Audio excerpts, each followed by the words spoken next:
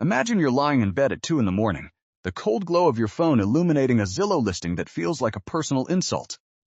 It's a starter home, or at least that's what the description claims, but the price tag is a staggering $500,000.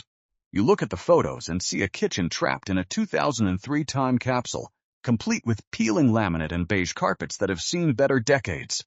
There's a basement with wood paneling that probably smells like damp laundry, and a backyard that's essentially a glorified patch of dirt. You start doing the mental gymnastics, trying to figure out if you somehow missed a decade of raises, or if the entire world has collectively decided that basic now costs fortune. Let me be the first to tell you that you haven't lost your mind. It's the math that has gone off the rails.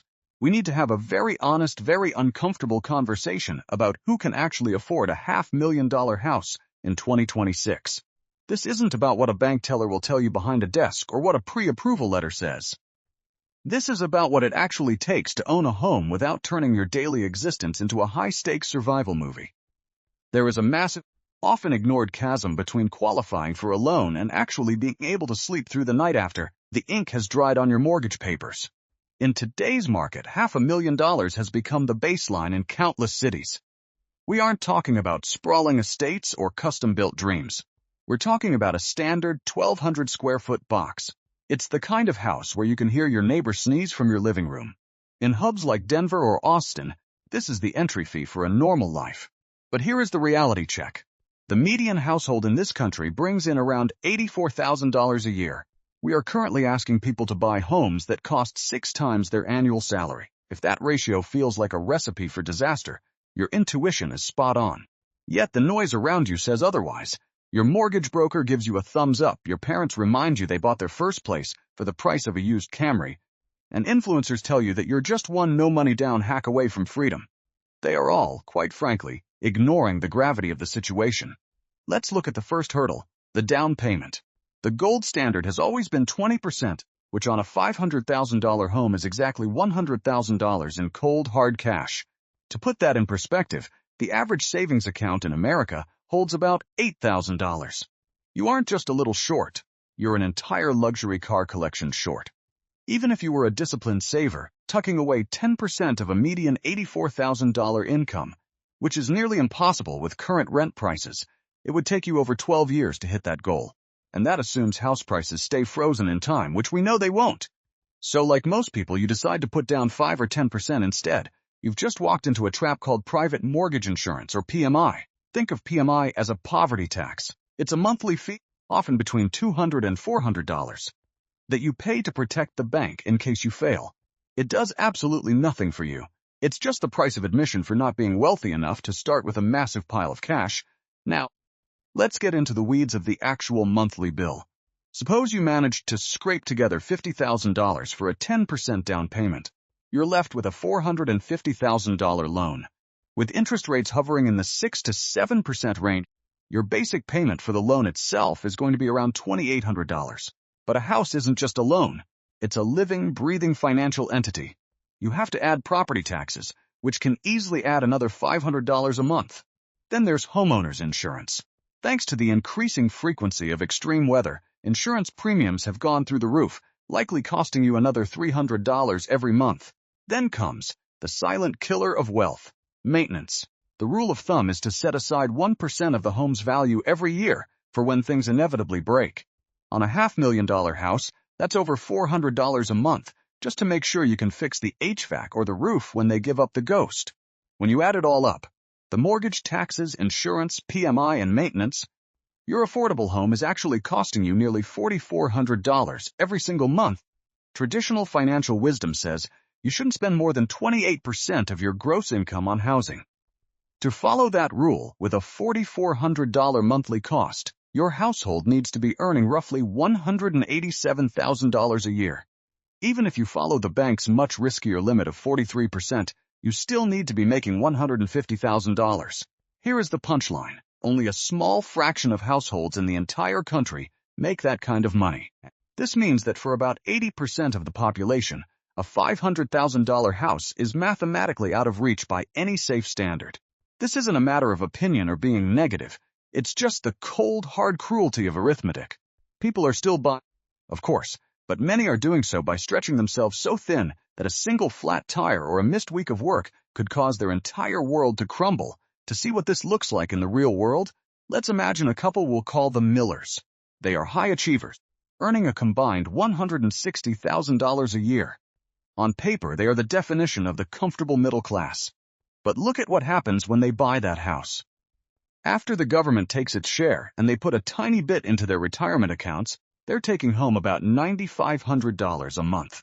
Once that $4,400 housing bill is paid, they have about $5,000 left for everything else. That sounds like a lot until you start subtracting life. 2 car payments for their commutes take $800. Insurance and gas take another $500. Their student loans, which they needed to get those high-paying jobs, take $600. Add in health insurance, groceries for a family, and utilities for a larger home, and suddenly they are left with maybe $1,500 for everything else. That has to cover clothes, doctor visits, birthdays, and any hope of a vacation. The Millers are spending nearly half of their take-home pay just to keep a roof over their heads. They aren't being reckless. They aren't buying designer bags or eating steak every night. They are just trying to live in a normal house. But the reality of their daily life is a constant, low-grade fever of anxiety. It's the feeling of holding your breath when you swipe your card at the grocery store.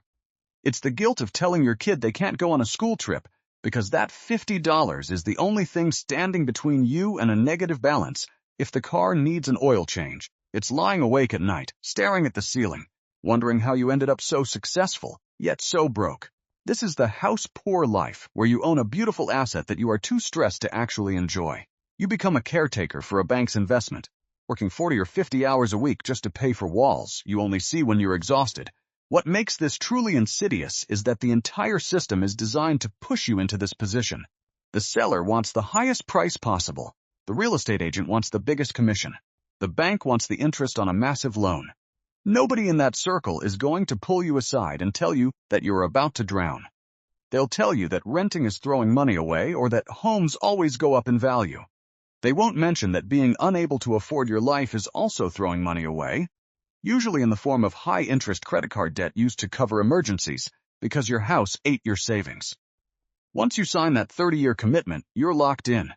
You can't just cancel a mortgage if you realize you made a mistake 6 months later without destroying your credit and losing your entire investment. We are living through a period where the housing market has completely detached from the reality of what people earn. Since the 1990s, home prices have skyrocketed by 400%, while wages have only grown by less than half that amount. The bridge between income and ownership has collapsed, yet we keep trying to walk across it. We tell ourselves that if we just work a side hustle or skip the occasional latte, we can make it work. But you cannot budget your way out of a structural crisis. You cannot manifest a lower interest rate through sheer willpower. What you can do, however, is reclaim your power by looking at the numbers without the rose-colored glasses. Sometimes the most successful thing you can do is say no. There is no trophy for owning a home that makes you miserable. There is no prize for being the person who made it work while living on the edge of a nervous breakdown. The real question you have to ask isn't, will the bank give me the money? The real question is, will this house actually make my life better? For many people in 2026, the honest answer is no.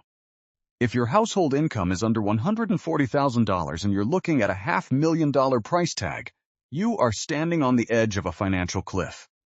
It doesn't matter what your friends are doing, or what social media says a grown-up life should look like. The numbers don't care about your feelings, and they certainly don't care about your Instagram-ready kitchen. Choosing to wait, choosing to rent, or choosing to look in a much cheaper area isn't a sign of failure. In fact, in this market, it's often a sign of superior intelligence. Real wealth isn't found in the equity of a house you can't afford to maintain. It's found in the margin of your life. It's having the freedom to change jobs, to travel, to invest, and to breathe. The financial industry wants you to believe that homeownership is a mandatory milestone, but they are selling you a product, not a lifestyle. They profit when you buy. You profit when you make a decision that protects your future. If the math doesn't work, walk away. There is an incredible peace that comes from knowing you aren't a slave to a mortgage. You aren't failing at adulthood. You're just refusing to participate in a collective delusion. True financial success is about freedom, and sometimes the ultimate freedom is simply knowing when the game is rigged and choosing to play a different one altogether. Don't let a starter home become the end of your financial peace of mind. Be the one who does the math that everyone else is trying to ignore.